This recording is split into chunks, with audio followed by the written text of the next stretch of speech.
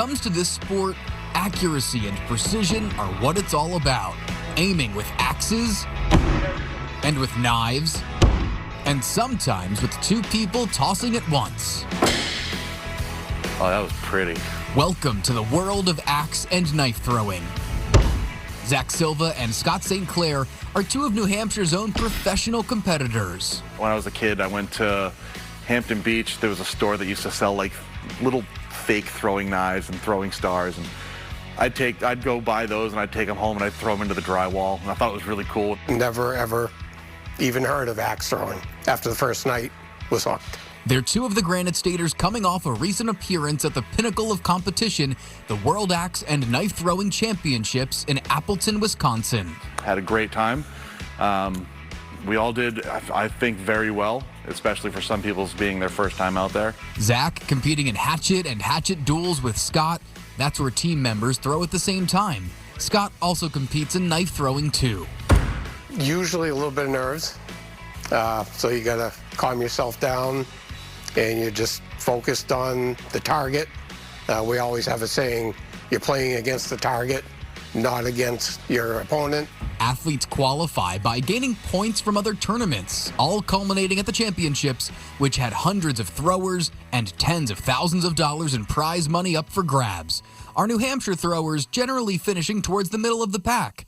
Here's a look at the finals of Big Axe, which went to sudden death. To win his second Big Axe World Championship.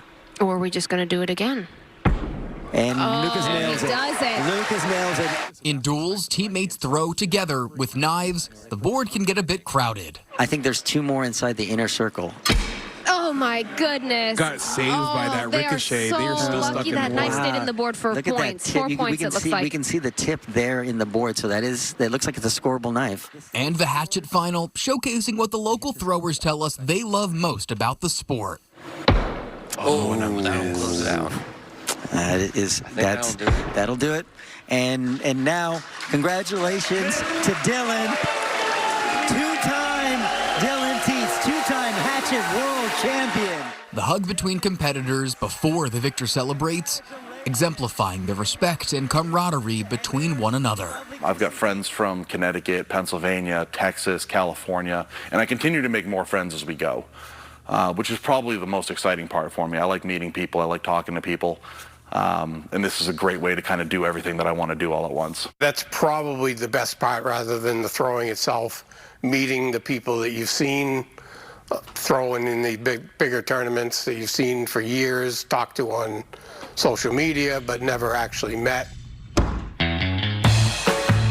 And back in New Hampshire, they show me how it's done. There's different grips to use with a knife. Some people use what they call a hammer grip or a fist grip, just grabbing the knife solid this way. Some people will pinch the knife with their fingers and thumb. Scott makes throwing knives look easy. But I quickly find out it is not. Throw after throw. Bummer.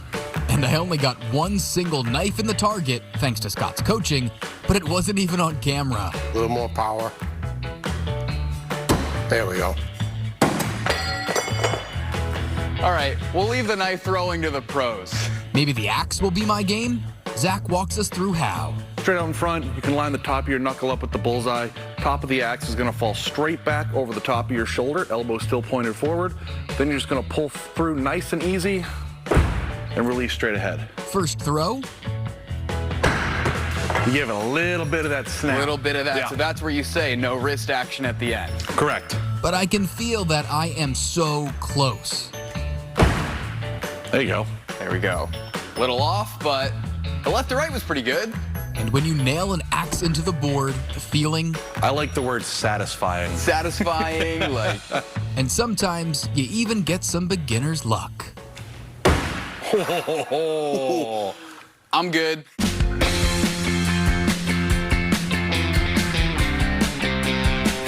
Their axe and knife throwing home in Manchester, Relax, has closed its doors since we shot our story. Zach and Scott say they'll surely miss it and the people it's brought together. This has been the most welcoming community I've ever seen or been a part of. In the future, they both plan on traveling to tournaments to keep their love of throwing alive. That's the noise you want to hear. Yeah, every time.